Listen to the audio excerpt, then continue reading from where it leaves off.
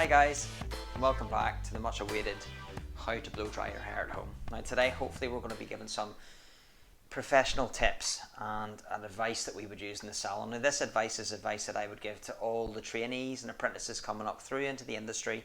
So this isn't just something that we're making up for you guys at home. This is actual professional advice and tips.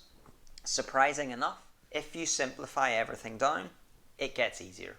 So what we're going to do is we're going to talk through a few real basic steps that you may miss or you may overcomplicate at home, which should make your blow drying techniques much more simple. So what we're going to start with today is we're going to start with three main types of blow dries. We're going to break it down into the three types. Now we can elaborate on these things if we get more questions coming our way with more technical bits and pieces. But the way I see it and the way I develop our blow drying in the salon is with three different types of hairdos. So we've got our natural scrunchers, our curls. Okay, everybody that just has the most beautiful natural head of curls or a natural wave that they can leave and scrunch and not have to do anything with. Then we've got all our short haircuts, and then we've got everything from short bob down to the middle of your back, anything that's longer. All right. So we're going to start off today with our curls, our scrunch dryers. Okay, those very lucky people out there with beautiful natural heads of curl.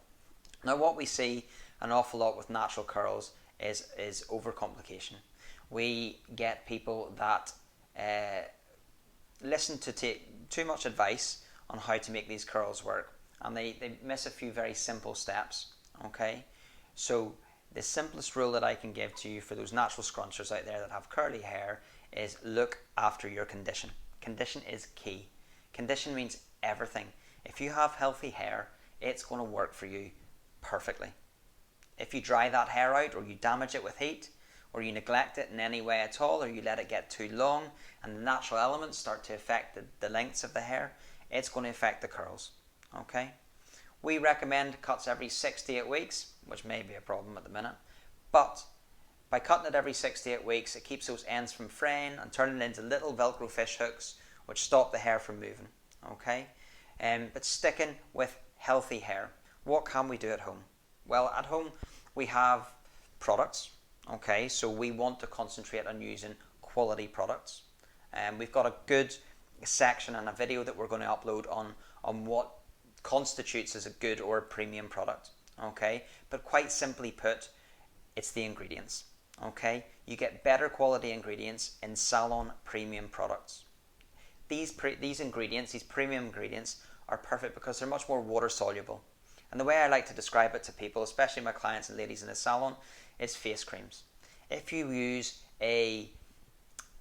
not going to mention any names, but if you use a cheaper cream, it's much heavier, it can feel quite oily, and it's not going to remove itself from the skin. It's going to feel like you've got a build-up of something on the skin after you've applied. If you use a nice expensive moisturizer, it feels nice and loose, it feels very watery. That means that the carriers and the ingredients in these products are going to deliver what they need to deliver, in this case, moisture, to the hair or the skin, and then the rest is going to disappear. And that's the same for the hair products, okay? We want premium products on the hair. Allow the moisture to be delivered to the hair to look after the hair, and that's going to work great. So, curly hair, simply, we need clean, healthy hair to be able to encourage a good scrunch. So, we've covered off hair care for curly hair. Okay, hair care, premium products in hair care. That's shampoos, conditioners, anything that's going to look after the hair and scalp health. So, that's perfect. Moving on to the next biggest helping hand. We've washed our hair, we've conditioned it. The hair's lying there, towel dried, damp, wet, and we want to encourage a curl. Now there's several different ways we can do this. The main ways that we have at home, if we have one, is a diffuser for the end of the hairdryer. Okay, we pop the diffuser on the hairdryer and we can lift the weight off the ends of the hair so it doesn't pull the curl out as the hair dries. Okay, problem with that is you're still directing an air blast at the hair. The hair's going to go a bit frizzy. Okay, and it's going to start to get a little bit wayward. So what we do to control that is we start to use our styling products, our holding products. Now again, we recommend premium styling products. We've already established that the more premium styling product is the ingredients is more water soluble, okay? These products go in and they hold the hair together without it feeling heavy, sticky or plasticky, alright? and they dry away from the hair nicely. Okay, the best way, as all you curly haired girls and guys out there know, is that the best way to get your curls is to let it dry naturally. If it were in a warmer climate, it works even better still. Okay, that's the best advice I can give for curly hair. If you want to use a diffuser, do it to 70% dry, leave a little bit of moisture in there. Apply your product before you start to diffuse, and apply a little product when you finish diffusing just to scrunch the hair back in again. Keep scrunching, never run your fingers through, always scrunch up. Take the weight away from the curls, that'll help encourage the curl. And then that's you, leave it to dry. Couldn't be simpler. And now for the luckiest ones out there, the ones with the short crops, the pixie cuts, the guys whose hair is maybe just ever so slightly longer than mine. It's a shampoo, it's a condition, it's a really good rinse, it's a blast dry, and it's a style. Okay, most of the styling that goes into short hair is obviously going to take a very short period of time, and it's all in the blast dry. Don't ignore the blast drying. When you dry the hair from wet, make sure you use your hairdryer to direct the hair where you need it to go. Okay, don't let the hair dry by itself. That'll encourage all the natural kinks and hairline movement to push the hair in the direction that it wants to go, and it will leave you with cow's legs. It will leave your crown sticking up, and it'll give you a little bit of difficulty before you apply your styling products. So take control of your hair from wet, dry it off, apply nice heat to the roots, stretch the hair with your hands, and get it the direction you need to go, and finish off with your styling products. And now for the rest of you. So the rest of you, I mean hair that is short bob, shoulder length, collarbone, past collarbone, down to your bum. Anybody with any length of hair that we need to blow dry into a full shape, start to use tools. We need to start using section clips. Okay, this is going to be a section on. So this section is for everybody who needs to get some tools involved, some brushes, some section clips, and what we're going to do is we're going to break that down again exactly how I would deliver it in the salon to any apprentices. It's very, very simple, okay, and there's a few simple steps that are missed by all when we dry at home. Now these tips are going to help you spend less time with your arms up in the air, okay? Nobody can hold their hands up in the air for any length of time. So what we're going to do is we're going to break this down into 3 sections again. 1, 2, 3. Roots, mid-lengths, ends. That's it, okay? We're going to start off with talking about some basic equipment, stuff that we're going to need to use at home that might make life easier. What I normally come across with my clients and everybody that I've talked to over the years, they have one little golden brush, a brush that is the old favourite that has been there from day dot and maybe even handed down from the great grandmother from the other side of the planet. What we need to do is we need to spend a little bit of money and have a couple of tools at hand, a couple of different size brushes. These round brushes now with the metal or ceramic cores are fantastic for drying. They retain a bit of heat and they speed things up and they make it a lot easier. There's some fantastic products out there now for not much money. And if we need any advice on those, fire me a private message and I'll try to answer and give you a bit of direction bespoke for your hair. Okay, we move on to our hair dryers. Okay, hopefully we've got a hair dryer that is nice and strong, gives us a good bit of heat. Most hair dryers are heavy for anybody if they need to hold them above their shoulders for any length of time. I would, however, recommend that we have some sort of a nozzle on our hair dryer. It's not required, but I can promise you, you'll become a much more accurate blow dryer at home if you use a nozzle on the end of your hair dryer. If you use it, it's just more directional. It gets the heat to where it needs to go without drying the hair around it that you're not ready for drying yet. Okay. Another tool that you must have at home if your hair is any length are section clips. The more the merrier. The more of these little things we can use to hold the hair out of the way that we don't need to work with at that time, the more accurate we're going to be with our blow dries. Okay. With that said, we're going to move on to a more this is the golden rule. This is the rule that I absolutely love because it's where I remember the light shining down on me and the epiphany that happened whenever I was struggling with my blow dries at the beginning of my apprenticeship. And this was something that helped me an awful lot. Make it simple. Ben, you spend too long blow drying. You're spending way too long, you're overcomplicating it, you're over drying the hair, you're starting your blow dry when the hair's too wet. All of these things I didn't understand until somebody said to me, the blast dry is the important part, okay? You need to prepare your hair ready for the blow dry. Before you take a brush to your hair, you need to blast dry that hair to the point where it is dry, but not too dry. Not wet, not too dry. So that little bit in the middle, how do we know what that is? So the way I like to describe that to people is whenever we squeeze the hair, we don't have any moisture left in our hands. We don't feel wet hands after that. What we actually feel is just a bit of heaviness and coolness to the hair. That coolness would indicate that there's still some water, some moisture in the hair, okay? And that's what we need. That's all we need to be able to blow dry. Time and time and time again, everybody that I talk to starts to dry their hair with the brush whenever it is wet. Now, all we do whenever we dry the hair from wet is we go over and over and over. Our arms are up in the air for too long. They get tired. By the time we finish drying the hair with the brush, we've made so many passes that we're straightening the hair, which we most of the time don't want to do. We want volume, we want movement, we want a bit of bend, we want the hair to behave whatever way we want it to behave.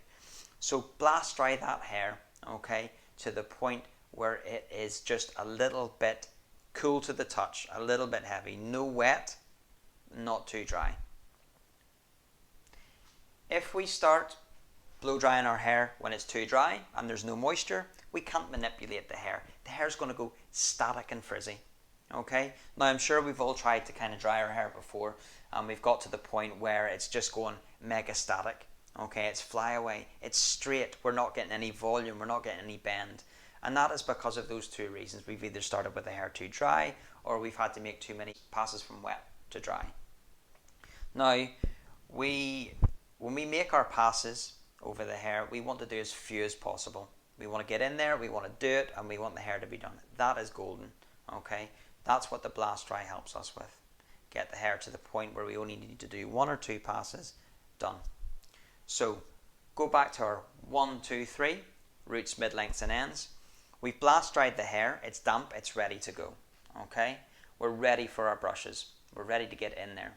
Now we need to concentrate on our roots first. Our roots are paramount to getting the hair to behave and go the direction we want it to go. The biggest and the most common mistake is people trying to blow dry the ends of their hair either under to try and get it to sit under, and it may flick forward, it may flick back, it may flick out, and believe it or not, most of the time the reason for the hair not turning the way that you want it to go comes from the root.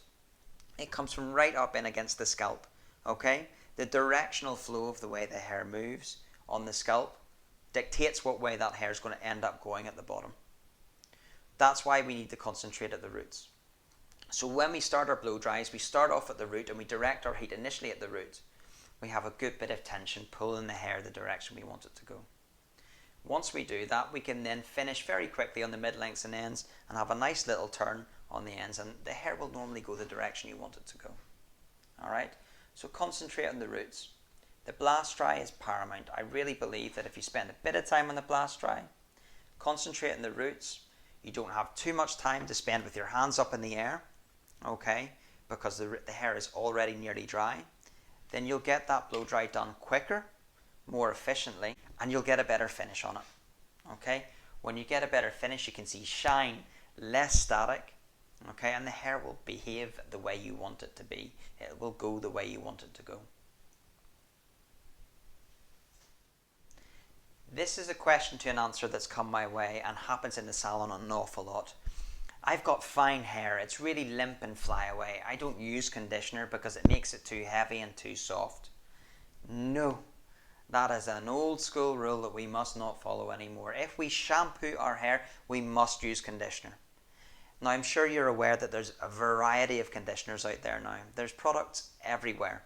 Again, try to stick with the premium brands. The premium brands offer a very good delivery system of the ingredients that you need to the hair without leaving behind any nasties on there, okay? Conditioners are a must. Please just find the right one for you. If you do not use a conditioner on your hair, you're leaving the cuticle open. You're letting that moisture escape from the hair. And once you start to lose that part of the structure of the hair, you will never be able to blow dry your hair or control it or manipulate it or get shine. Okay? Conditioners are a must. Please ask any advice on conditioners and we'll give you the right direction. There's loads from rinse out daily conditioners to leave in spray conditioners. Okay? Volumizing conditioners. The reason why we have these array of conditioners is to allow you to finish the hair properly. Please always use conditioner if you shampoo your hair.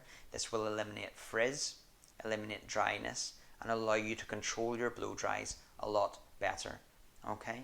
Using a good premium product as well will also help nourish the scalp. A healthy scalp is healthy hair. This can also help fine hair. So one of the really fun things I think we can try and get involved with is, and one of the bits of tips that I would give you at home is to grab a brush and a hairdryer and try and dry somebody else's hair. Okay? If you have the luxury of being able to dry somebody else's hair in the house, you'll be able to visually see what we've been talking about an awful lot better, and in turn you'll be able to deliver that better into your own head of hair. Visually you'll have a reference point whenever you're working behind if you can see what you were doing to somebody else's hair. I would advise that. It's great fun, have a blast with it, but concentrate on that blast dry stage, get the hair prepped and ready to go before you start to dry it. So hopefully that helps. Hopefully we've got a little bit of content and information up there for you that you can work with for the meantime. I know by no means we've covered everything and all the questions that people want to ask, or maybe haven't already asked me, but please send those questions our way, and I'll have a look at your hair type, and if I know your hair type, I'll be able to recommend exactly what you need to do at home if we haven't already done so in the salon. Keep an eye out on our channel for more videos coming up. We've got some great content coming our way, and I really think you'll like the next video that we're going to be posting. So stay tuned, let everybody know that we're doing something to give information to everybody out there, and see you soon.